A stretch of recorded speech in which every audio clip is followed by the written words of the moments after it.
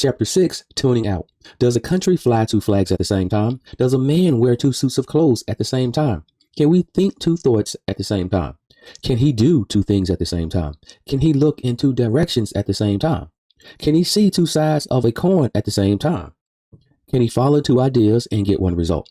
Jesus said, no man can serve two masters, for either he will hate the one and love the other, or else he will hold to the one and despise the other. Ye cannot serve God and mammon. Why do we persist in the double-sidedness that has produced so many paupers, failures, derelicts, misfits, parasites, incompetents, drifters, and beggars? Because we will not take the time to tune the mammon out of our lives. That is why St. Paul called us to self-examination. Examine yourselves, whether ye be in the faith, prove your own selves.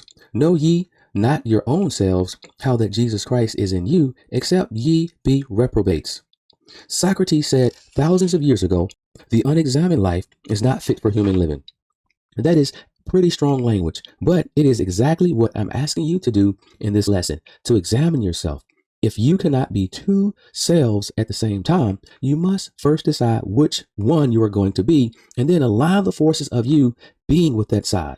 You cannot cancel that which is death-dealing and magnify that which is life-giving. All the substance of the universe is around you. You can draw from it anything and everything you desire. But you must take the gift on God's terms. What are those terms? They are the terms of unity. Jesus said, if therefore thine eye be single, the whole body shall be full of light. The substance must first go through you, not through John Doe, all of the non-conductors of the human mind, the negative emotions such as fear, worry, anger, hate, and depression, such adverse conditions as unemployment, poverty, discord, illness, and loss of loved ones. When the word reaches you after such detour, it is so weak that it is failure. The double-powered doctrine has made it too feeble to take form. The Chinese had a precept that says, not to correct our faults is to commit new ones. Most of us want to correct our faults, but before we can do that, we must see that they are faults and recognize wherein we have fallen short. We must admit to ourselves that failure to be prosperous is a result of a lack within ourselves. Let us examine ourselves to see what is wrong with our beliefs about prosperity. Since the basic magnet of opulence lies in our consciousness, the fault must be in our thought.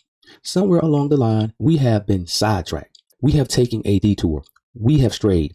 What is it that we have forgotten? It is man's promised dominion over all the earth. We have accepted the belief that prosperity is something outside of us instead of something within us. The only thing that stands between us and our prosperity is a belief in two powers instead of one. When we can bring these two beliefs into perfect agreement, we shall have a steady stream of prosperity in our lives. Wherefore I put thee in remembrance that thou stir up the gift of God, which is in thee. One of the quickest ways to stimulate flow of prosperity is to speed up your vibrations. Lift up your heart. Lift up your consciousness. Stop looking for the prosperity to come through a business, job, positions, or profession. Realize that it can come through dwelling in a rich consciousness. Prosperity is. Your part is to accept in the mind and to thank God for it. But that is ridiculous, you say. I work for Dorsey, you say. I am a paper hanger. I am a lawyer. I am a pharmacist. I am a milkman. I am a plumber. I am a teacher, and my work is my source of supply. I depend on the public through the school board for my income. But according to Jesus, your source of supply is God. All the money in the world belongs to him. And he has said, I will never leave thee nor forsake thee. Banks fail, corporations fail, jobs fail, profession fail, but God never fails. My friend, if your job were to play out tomorrow and you had an absolute realization of God as the only employer, you would quickly step into a better job than you ever had before.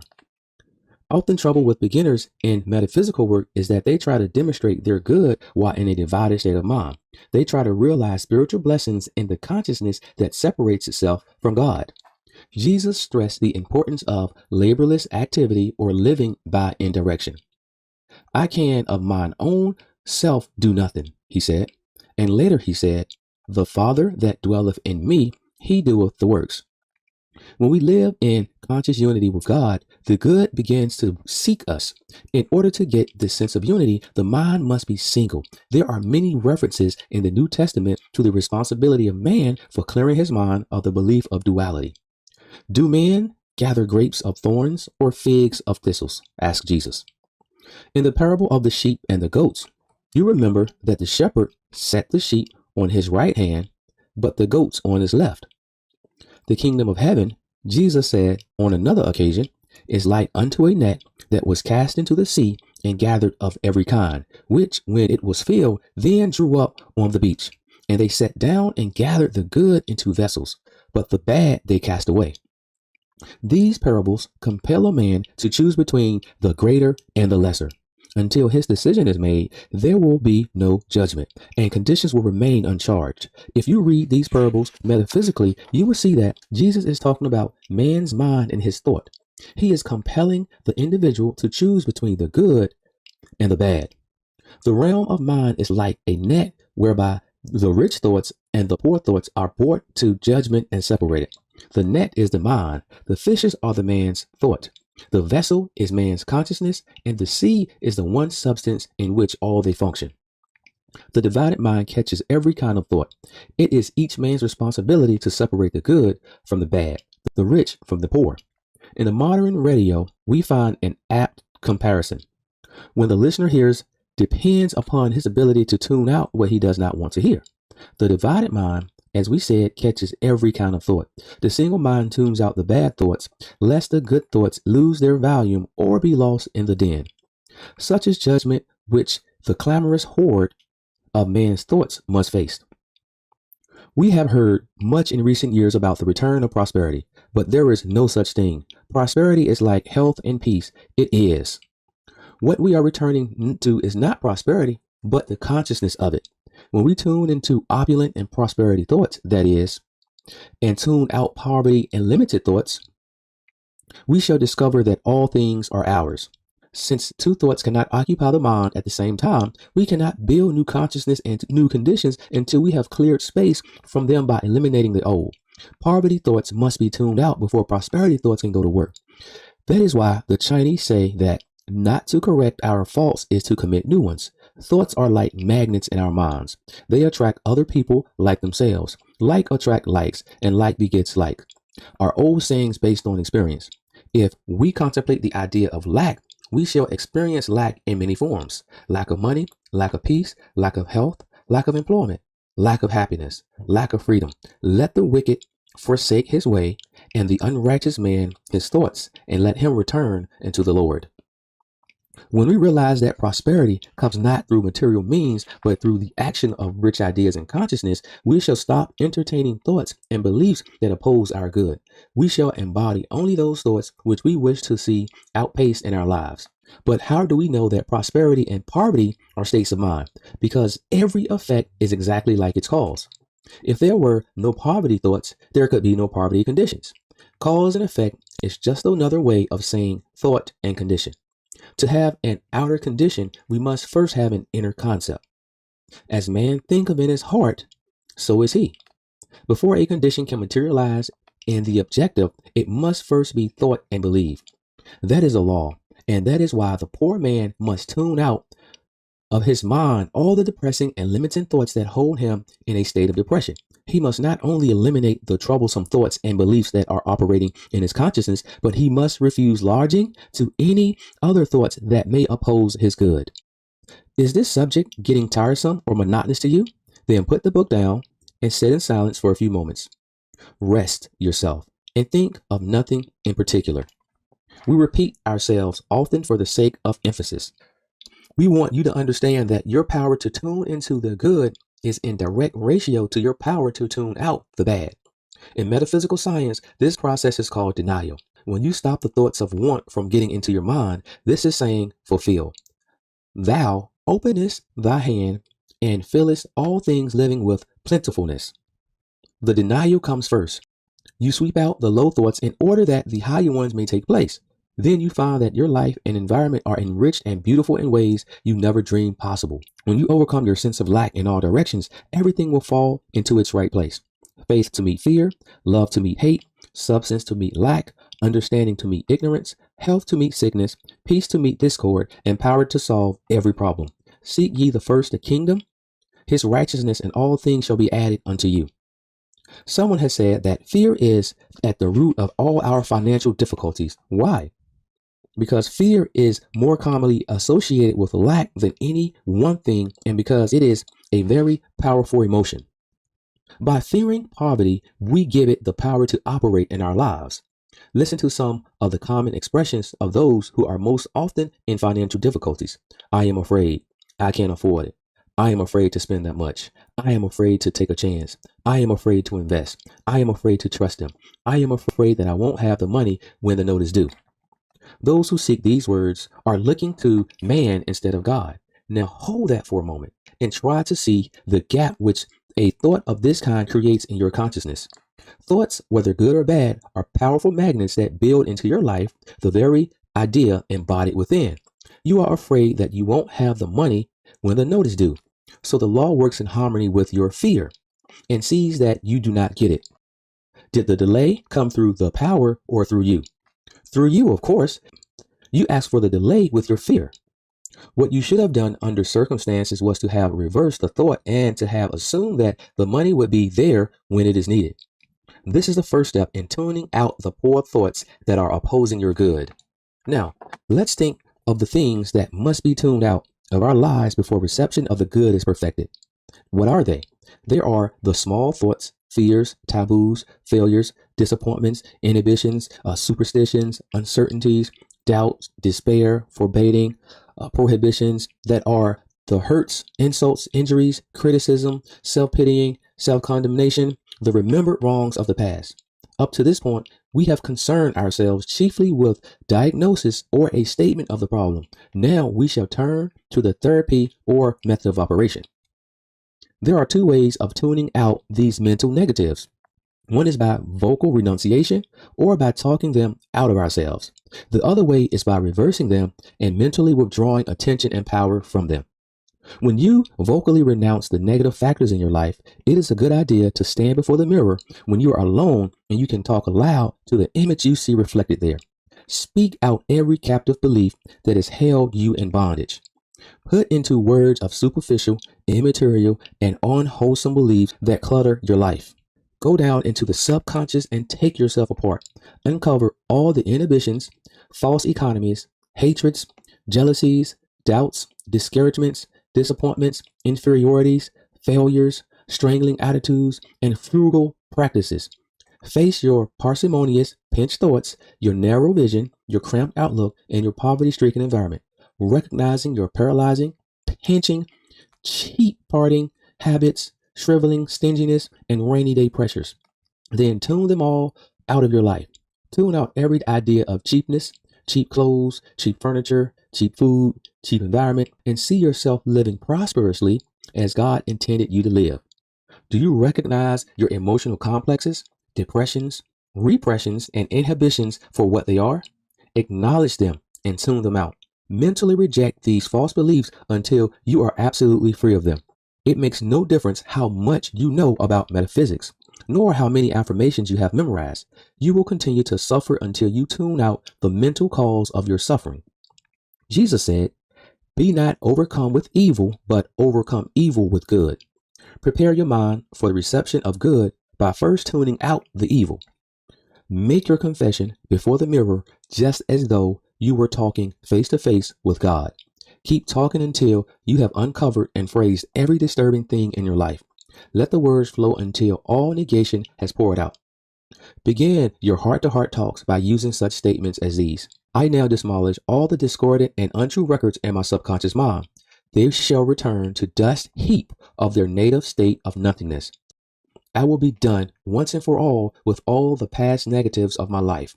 They must not pass. I appeal to infinite spirit to open my mouth and to deliver me of all the old foulness, pestering sores, burdensome loads, and that have weighted me down these past years, to bring me release and relief, and to lead me beside the still waters. You may have these heart-to-heart talks with yourself many times because of persistence and negative thoughts, feelings, and suggestions. They are bound to return, but you are not bound to accept them.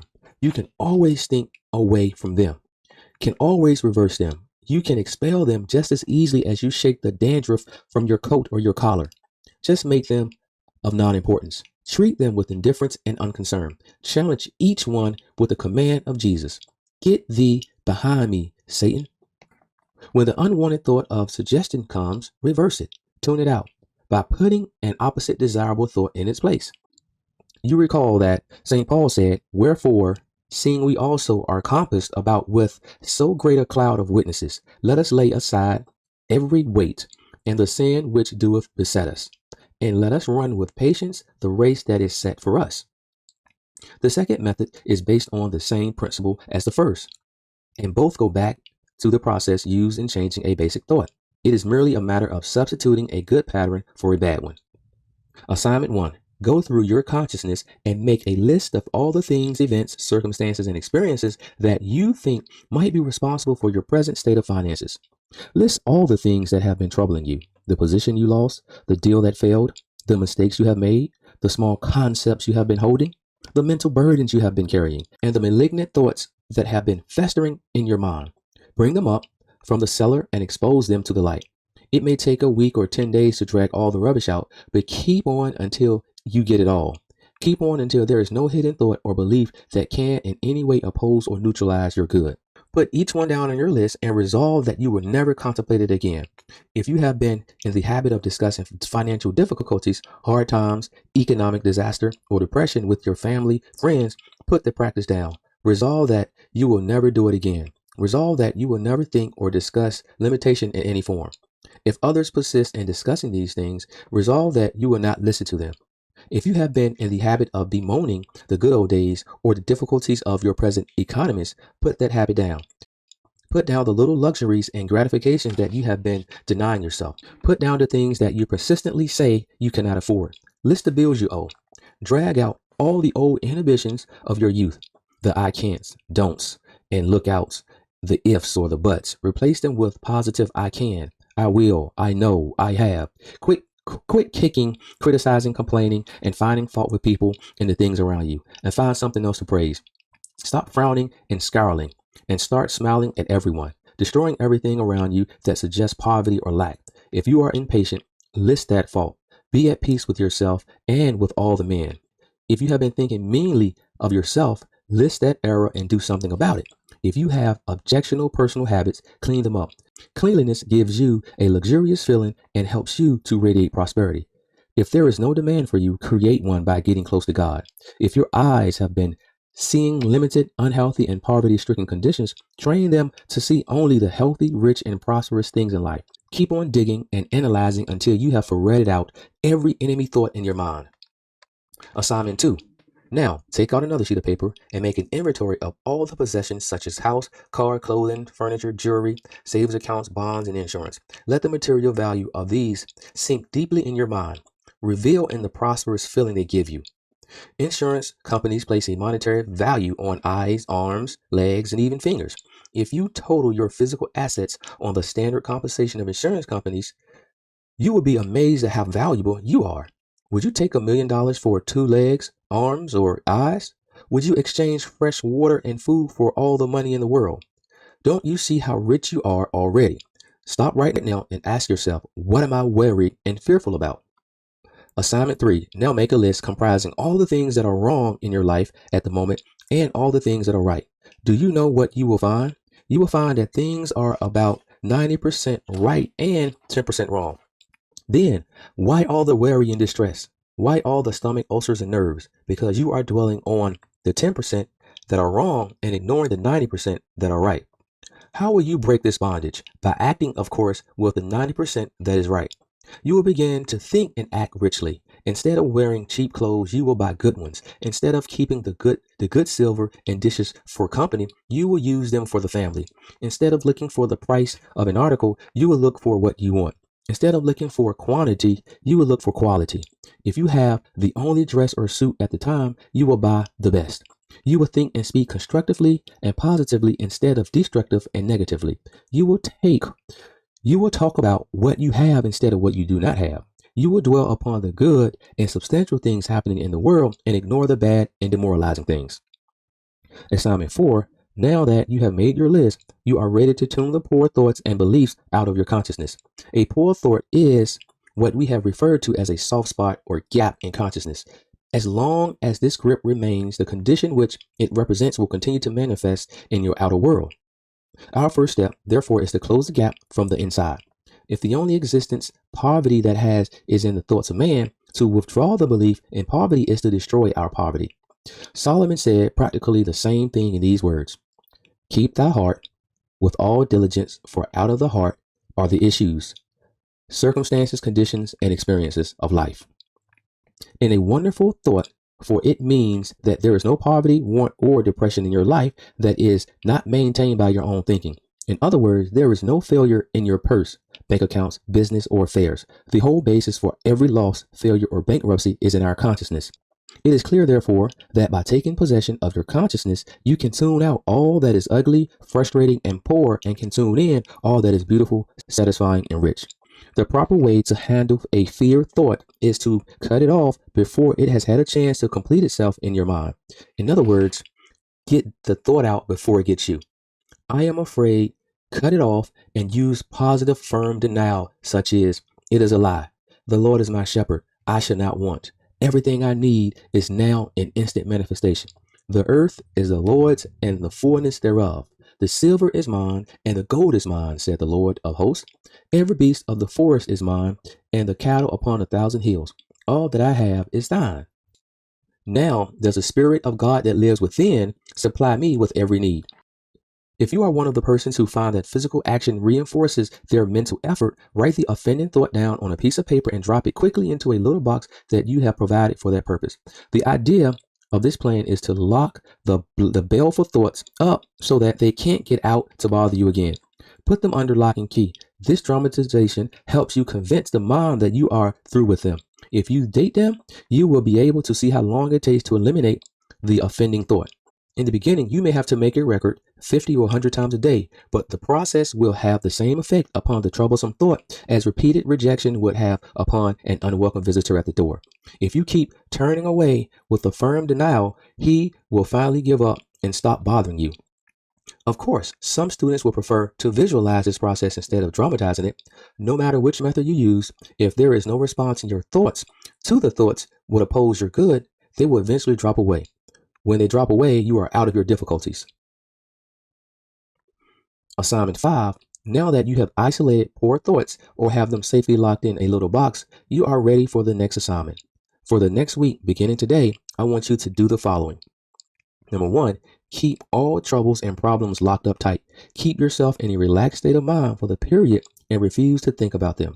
Number 2, avoid speaking one word of negation, criticism, trouble, lack, meanness, depression, doubt, fear, or discouragement to anyone. Number 3, think prosperity, believe prosperity, talk prosperity, act prosperity, and feel prosperity.